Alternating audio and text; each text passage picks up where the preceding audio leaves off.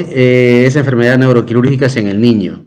Normalmente este tema lo damos entre el doctor Mario Luis y mi persona, pues por eso está con esa denominación. Entonces, sin más, vamos a empezar. Hablar de la hidrocefalia, a pesar que han tenido ya un tema de hidrocefalia, pero en este momento la hidrocefalia congénita, que la hidrocefalia congénita, pues está descrita o se relaciona al niño detectado, puede ser antes de nacer y justo perinatal hasta los 28 días, ¿no? Generalmente la causa más frecuente es por un déficit o desarrollo del cierre del tubo neural. Hay una hiperproducción de líquido cefalorraquídeo y un desequilibrio entre su producción y su reabsorción. Haciendo un recuento de la producción de líquido cefalorraquídeo, vemos que este se va a producir en los plexos coroides. Aquí tenemos los ventrículos laterales. A través del tercer ventrículo va a ser agujero de Monro pasa hacia el tercer ventrículo. Del tercer ventrículo, a través del acueducto de Silvio, va a llegar al cuarto ventrículo. Y del cuarto ventrículo, a través del agujero de Mayendi y el agujero de Lunska, va a ser nuevamente su retorno al espacio subaracnoideo, el cual en las vellosidades aracnoideas va a reabsorberse. Este es el ciclo de producción del líquido cefalorraquídeo. Entonces, la hidrocefalia congénita la vamos a clasificar en dos: comunicante y no comunicante. La no comunicante también la denominamos obstructiva, pues su nombre lo dice, va a haber algún tipo de obstrucción en alguna parte de este sistema de circulación del líquido cefalorraquídeo. No obstante, la comunicante, en la cual no hay obstrucción, básicamente va a ser por un desbalance entre la hiperproducción de líquido cefalorraquídeo o el déficit de reabsorción en las vellosidades aracnoideas. Ejemplos de hidrocefalias comunicantes. Tenemos aquí el papiloma de plexo coroideo, que es un tumor en el plexo coroideo en la cual hay hiperproducción de líquido cefalorraquídeo, con un déficit sería debido a su hiperproducción en la reabsorción de este mismo. Ejemplo típico de hidrocefalia obstructiva va a ser la estenosis del acueducto de Silvio. Habíamos mencionado que el acueducto de Silvio es aquel que se va a encontrar en el mesencéfalo, el cual va a pasar del tercer ventrículo hacia el cuarto ventrículo. Al estar obstruido, pues va a producir una hidrocefalia obstructiva por arriba del nivel de obstrucción. Tenemos aquí otro ejemplo, el síndrome de Dandy-Walker, que en el Dandy-Walker hay un quiste a nivel de la fosa posterior, prácticamente va a obstruir también la circulación de líquido cefalorraquídeo. Clínicamente, la hidrocefalia congénita en ocasiones no necesariamente va a relacionar con una macrocefalia, porque el paciente puede nacer con un perímetro cefálico más o menos entre los límites normales. No obstante, va a haber hidrocefalia, ya va a haber una dilatación, a veces se acompaña de atrofia cerebral, pero generalmente ya en una hidrocefalia, ya crecimiento después del día 28, por ejemplo, ya según el niño va creciendo, como las fontanelas no cierran, ahí sí la macrocefalia va a ir siéndose más evidente. Defectos del tubo neural. Se va a denominar defecto del tubo neural o encefalomielodisrafias aquellas malformaciones debidas a defectos del cierre del tubo neural durante la embriogénesis. Estos pueden clasificarse en cefálicos, o sea, en el cráneo, y en caudales, sobre todo referidos a la columna vertebral. Entre los cefálicos tenemos ejemplos como la anencefalia, o sea, no hay encéfalo, la hidranencefalia, o sea, aparte de no haber encéfalo, hay líquido, hidrocefalia, y el encéfalocele, que es una especie de protrusión, tanto de material encefálico, meninges, hacia el exterior. En las caudales tenemos la espina bífida, como ejemplo típico, tenemos el meningocele, mielomeningocele. Su tasa aproximadamente es entre 4 a 10 por 10.000 nacidos vivos y está asociado generalmente a factores ambientales y bajo nivel cultural. En comunidades rurales, por ejemplo, algunas gestantes no acuden a sus controles prenatales y muchas veces llegan tarde, no han consumido el ácido fólico. El ácido fólico es un elemento importante en el cierre del tubo neural y por lo cual vamos a ver un elevado índice de disrafias. Tenemos ejemplo de hidranencefalia, prácticamente no hay encéfalo y sí hay bastante líquido en todo el cráneo, ¿no? Aquí tenemos un encéfalocele. En el encéfalocele hay tejido, muchas veces hay piel, a veces están rotos también, pero muchas veces está cubierto por piel. Tiene meninge y también tiene tejido cerebral. Ahora, a nivel caudal, o ya en la columna vertebral, igualmente tenemos el déficit del cierre del tubo neural. Aquí tenemos un ejemplo de puede ser un meningocele. Ahora les explicamos la diferencia. Entonces, en la columna podemos tener la espina bífida oculta. En la espina bífida oculta básicamente hay un defecto de cierre de la columna vertebral, o sea, las vértebras no están cerradas, pero la meninge y los componentes neurales están bien, no hay problema. En el meningocele, o sea, meningocele, hay salida de las meninges y de tejido conjuntivo, la piel, además pues que las vértebras no están cerradas, ¿no? En cambio, el mielo meningocele, ya están los tres componentes, el componente neural, en este caso tenemos las raíces nerviosas, la meninge y las vértebras tampoco han cerrado. La médula anclada, ¿qué es la médula anclada? También está considerada dentro del cierre del tubo neural. Entonces, normalmente en la médula, el cono, el epicono, el filo el cono medular va a llegar aproximadamente entre L1, ya tenemos 5, 4, 3, 2, 1, entre L1 y L2.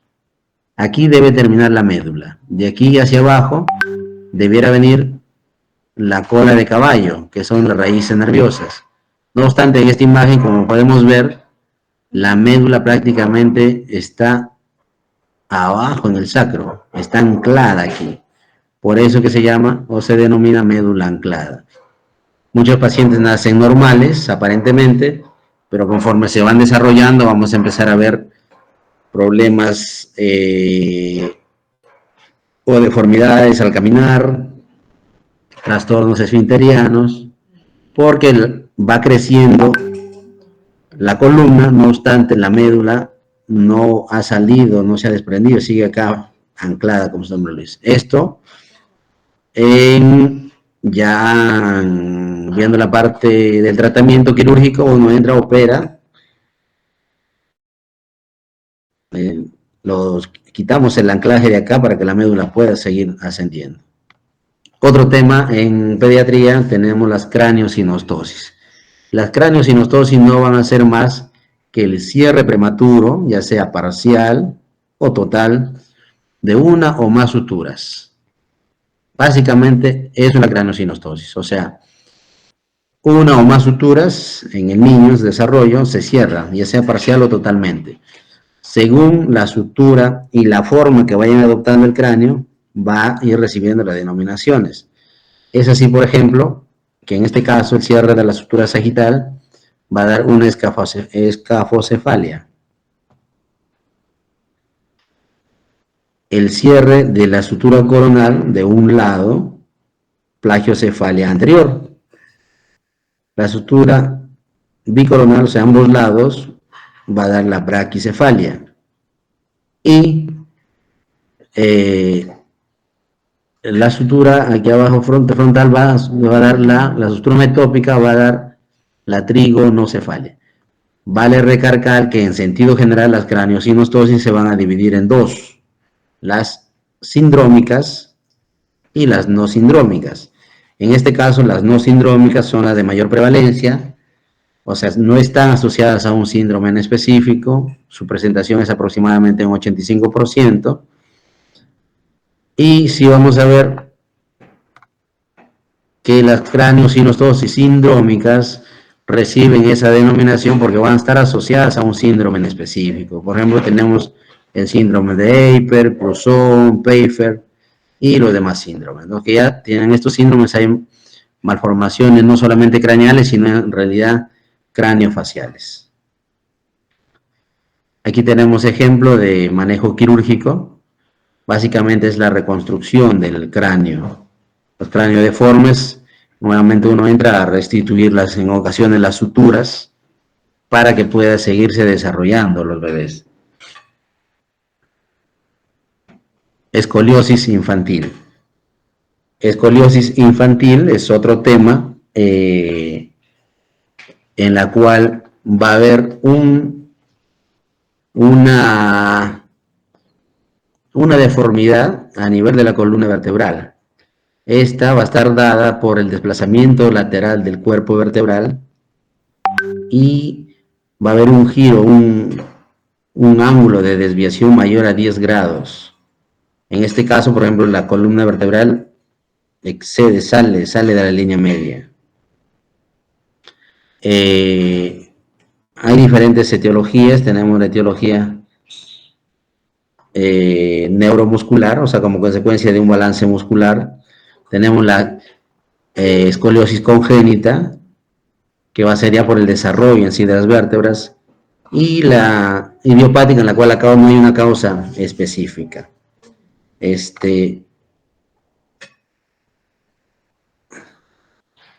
Aquí tenemos ejemplos, o sea, porque como estamos en neurocirugía, pues inicialmente el manejo de la escoliosis, cuando el grado es menor, pudiera corregirse de alguna manera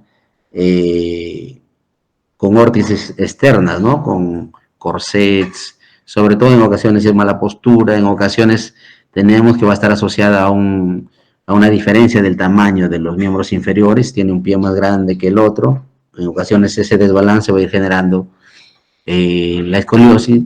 Al ser corregido de estos factores, pudiera corregirse la escoliosis. No obstante, ya hay escoliosis, sobre todo esta congénita o la idiopática, que en ocasiones ya llega al tratamiento quirúrgico.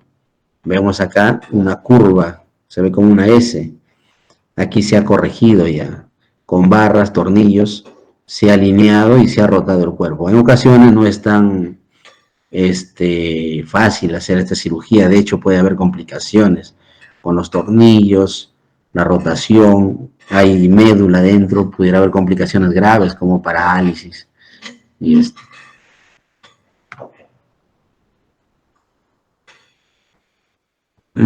tumores del sistema nervioso central de niños. Parece que también han tenido ustedes una conferencia de tumores, no obstante, pues aquí hacer énfasis en algunos tumores, ¿no? De las edades pediátricas. Sabemos que representan un índice importante dentro de las neoplasias en la parte infantil. Va a ser la segunda causa después de la leucemia, sí, la primera causa de tumores sólidos en los menores de 15 años. Aquí tenemos un extracto de una clasificación de tumores del sistema nervioso central. La clasificación es más amplia, no obstante, básicamente acá estamos viendo un extracto, como se ha mencionado, por ejemplo, de los gliomas de bajo grado. Entre los ejemplos tenemos el astrocitoma difuso, o el ligodendroglioma, o ligoastrocitoma. Los gliomas de alto grado, tenemos ya el astrocitoma anaplásico, o ligodendroglioma anaplásico, o ligoastrocitoma anaplásico, y el glioblastoma, que ya el glioblastoma multiforme va a ser en un grado 4, según la OMS. La OMS le da una gradación. Nos incluyen acá el méduloblastoma que va a ser uno de los tumores más frecuentes en pediatría, sobre todo en la fosa posterior.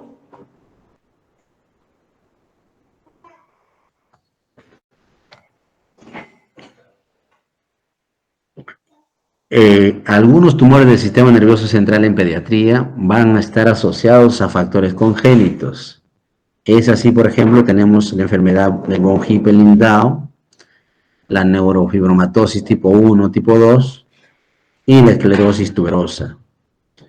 Es un factor de riesgo. O sea, pacientes que padezcan de este tipo de enfermedades, hay que estar pendientes que pudieran tener tumores asociados. Por ejemplo, en la enfermedad de von Hippel-Lindau tenemos tumores en la neurofibromatosis, también tenemos muchos schwannomas asociados a esta enfermedad. Otros factores de riesgos adquiridos, se menciona la radiación ionizante, intoxicación por metales pesados, como posibles causas de tumores. El sarcoma es uno de los tumores bastante agresivos que generalmente agarra el tejido conjuntivo y su capacidad de invadir es pues muy alta, ¿no? Tenemos invadiendo la calota craneal.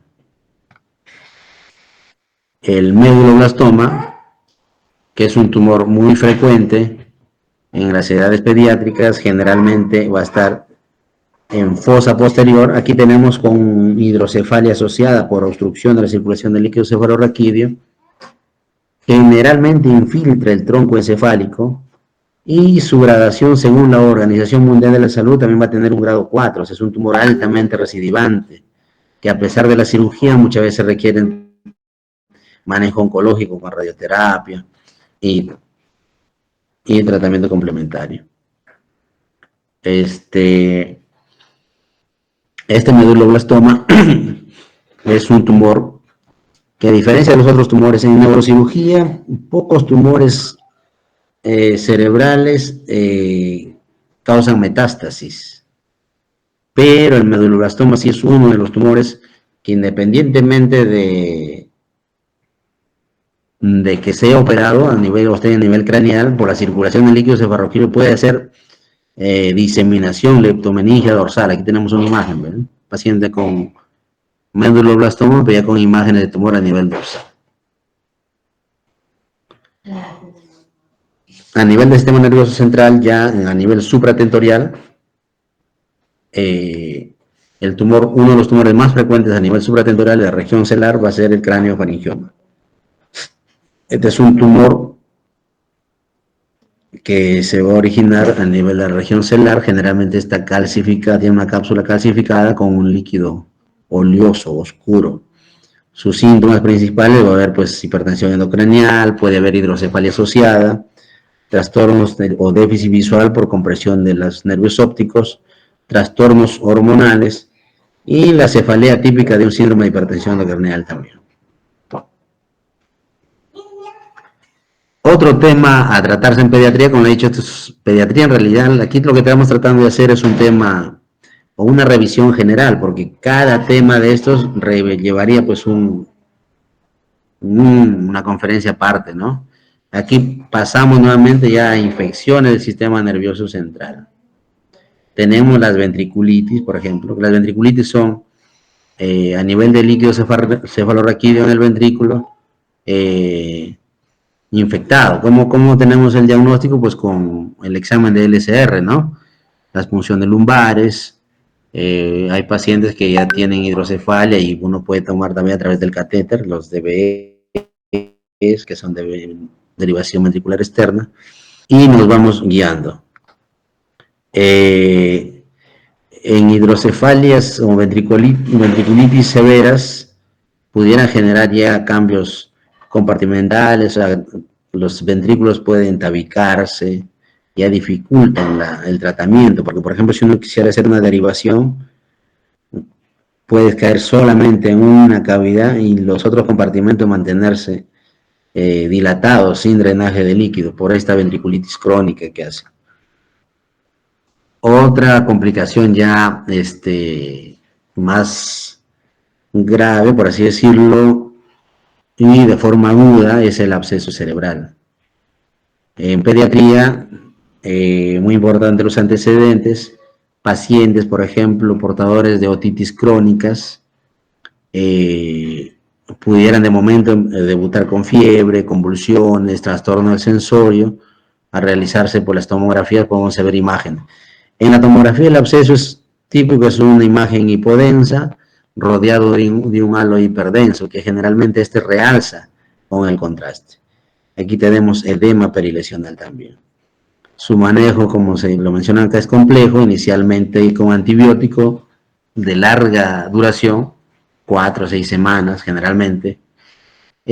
Cuando ya hay mucho efecto de masa y hay una colección evidente, evacuable, el tratamiento es quirúrgico, se entra a evacuar el absceso, y el manejo de los factores de riesgo, ¿no? Enfermedades con pacientes con inmunodeficiencias son muy susceptibles también a tener abscesos cerebrales. La malformación de Arnold-Chiari es otra enfermedad o patología congénita que básicamente va a estar dada en la fosa posterior. Y, por ejemplo, en el tipo 1 va a ser un descenso de las amígdalas a este nivel. Así, lo dividimos en 4 grados, cada grado tiene su especificación. Aquí está bien resumido cada grado cuál es el defecto como tal. Chiari, esta enfermedad de Arnold-Chiari, de forma quirúrgica también puede ser resuelto, sobre todo lo que operamos es el grado 1, que hacemos una ampliación de la fosa posterior para que la amígdala no esté comprimida, y en ocasiones la amígdala comprime la médula y secundariamente también puede haber siringomiele. Chiari lo pueden, para no atiborrarlos, está en este cuadrito, está bien resumido cada grado, específicamente qué estructura neurológica está afectada. La epilepsia refractaria. La epilepsia, como bien sabemos, pues no es más que una repetición, un cuadro repetitivo de convulsiones. Esto inicialmente lleva un tratamiento médico que lo realizan los neurólogos. No obstante, también pudiera haber al final el tratamiento ya, como su nombre dice, refractaria, cuando ya ningún tratamiento médico con medicación habitual, incluso drogas avanzadas no mejora, pues ya viene la opción quirúrgica. Inicialmente hay un tratamiento, o sea, puede haber varias opciones. Uno es el tratamiento resectivo focal, en la cual, por ejemplo, a veces se hace amígdalo hipocampectomía, o, por ejemplo, retirar el temporal, ¿no? Las áreas epileptógenas. Para esto, pues hay un mapeo cerebral, hay un estudio amplio previo antes de tomar la decisión. Otros métodos está la callosotomía y diferentes métodos quirúrgicos, básicamente resectivos, encaminados a evitar la diseminación o la presencia del foco epileptógeno que desencadena la convulsión. Ya como tratamiento paliativo tenemos la neuroestimulación. Aquí tenemos un ejemplo de un estimulador del nervio vago. Malformaciones vasculares cerebrales. Igual, es otro tema, un tema muy amplio, muy amplio en neurocirugía. Dentro de las malformaciones vasculares tenemos pues los aneurismas, ¿no? Aneurismas rotos, no rotos, las fístulas arteriovenosas. Acá tenemos una imagen de una malformación arteriovenosa. La malformación arteriovenosa está compuesta por un lado venoso, un lado arterial, y entre ellas un nicho, en la cual hay vasos con una estructura histológica diferente. Estos vasos es una transición entre vena y arteria, en la cual el riesgo principal de las malformaciones arteriovenosas es uno, el sangrado, y otro que en ocasiones también se convierten en focos epileptógenos y puede el paciente debutar con epilepsia. El enfoque del tratamiento va a ser básicamente a reducir la presentación clínica de estos síntomas. Hay pacientes que lo tienen ya de por vida, nunca se han dado cuenta, se dan cuenta en edades adultas o en edades pediátricas también puede ser, pero cuando sangran o cuando convulsionan, ¿no? El tratamiento puede ser dependencia del grado. Estas malformaciones arteriovenosas se clasifican en grados 1, 2, 3, 4, 5. Generalmente grado 1 y 2 son quirúrgicos, el 3 puede ser opcional, y el grado 4, el grado 5 generalmente es manejo conservador, con medicamentos. Tenemos también la terapia endovascular como apoyo del tratamiento. Aquí tenemos una tomografía con un sangrado por una malformación arteriovenosa. Tenemos una imagen de una arteriografía, en la cual nos pinta la malformación, y la tomografía, una tomografía contrastada, una angiotomografía. Para finalizar, me parece que también ustedes han visto el traumatismo cráneoencefálico. El traumatismo cráneoencefálico en general es el mismo. Bueno, la única pues diferencia es que en pediatría quizás hay uno o dos diagnósticos que por la misma constitución del cráneo pueden diferenciarse, ¿no? Tenemos, por ejemplo, aquí típico las fracturas lineales, en las cuales generalmente no se hace nada, pero sí en las fracturas deprimidas hay una fractura que es en ping-pong. Como esta es la estructura ósea bien delgadita, en ocasiones hay un pequeño hundimiento del cráneo y que quirúrgicamente puede ser resuelta también con un pequeño trepanito y restituimos el cráneo a su nivel, el huesito. En esta imagen que podemos ver, imágenes típicas que hemos visto también en las diferentes fases de visita, aquí tenemos hematomas sudurales, sobre todo, hematomas sudurales agudos.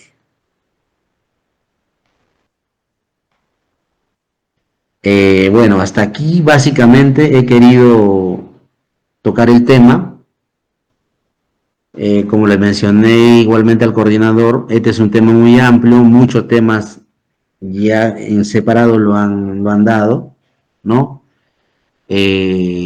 Traté de hacer una especie de resumen. Hablar de cada tema es prácticamente imposible en poco tiempo, y también están cercanos al examen y tienen que estudiar. No sé si hasta ahí alguna pregunta en específico que quisieran que salir de dudas. Doctor, disculpe, ¿la malformación de Chiari según los grados tiene distinto manejo? Sí, sí, sí, correcto, exactamente. Aquí les había puesto la diapositiva, por ejemplo, eh, el que generalmente de forma práctica el que operamos es el Chiari tipo 1, en el cual hay un descenso de las amígdalas, y lo que se hace es una remodelación de la fosa posterior. Si ustedes van a ver el cuadrito, conforme avanza el grado, por ejemplo, hay en el grado mayor que ya prácticamente no hay cerebelo, prácticamente no se hace nada desde el punto de vista quirúrgico. Básicamente sobre el cual actuamos es sobre el grado 1, generalmente. Y ese grado 1 o el 2 puede estar acompañado de siringomielia, en el cual también se puede actuar sobre la siringomielia. En ocasiones podemos derivarlo. La siringomielia es la dilatación del conducto central a nivel de la médula, que en ocasiones se dilata como una especie de hidrocefalia, hacer por una similitud arriba en el cráneo, y en el cual a veces hay que derivarlo, poner un catéter y derivarlo también ese líquido hacia otro compartimento. Eso Gracias. sería. Sí. Si no hubiera alguna otra pregunta, eh, eh, claro, mira, la diferencia en edades pediátricas, por ejemplo, supongamos que estamos hablando de un niño o antes de los 2 años, en las cuales las fontanelas no han desarrollado, o sea, no se han cerrado las suturas. Un signo inicial en la edad pediátrica puede ser la macrocefalia, ¿no?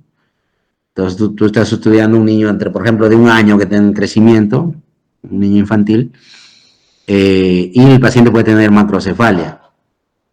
Puedes pensar y sospechar que es una hidrocefalia, pero asociado a la hidrocefalia o en ocasiones puede ser un tumor que está creciendo y la hipertensión endocraniana de alguna manera está compensada porque el cráneo va creciendo, ¿no? En cambio, un niño mayor de 2 años en el cual ya el cráneo se ha cerrado, la hipertensión endocraniana va a ser casi similar a la de un adulto, o sea, va a haber cefalea severa, vómitos, convulsiones. Si haces un fondo de ojo, posiblemente encuentres papiledema, ¿no?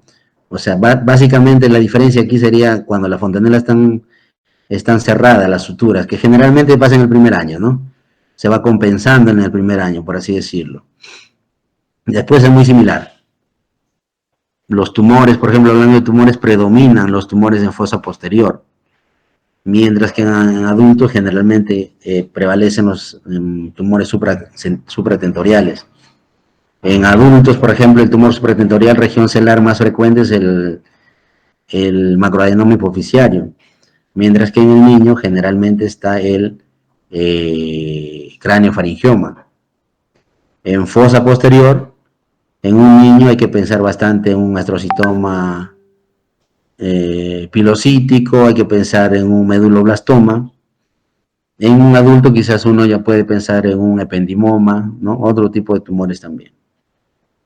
Pero en sentido general es muy parecido. Entonces, bueno, si no hay otra cosa, me despido. Espero que le vaya bien sus exámenes. Hasta luego. Hasta luego, gracias. Gracias, gracias.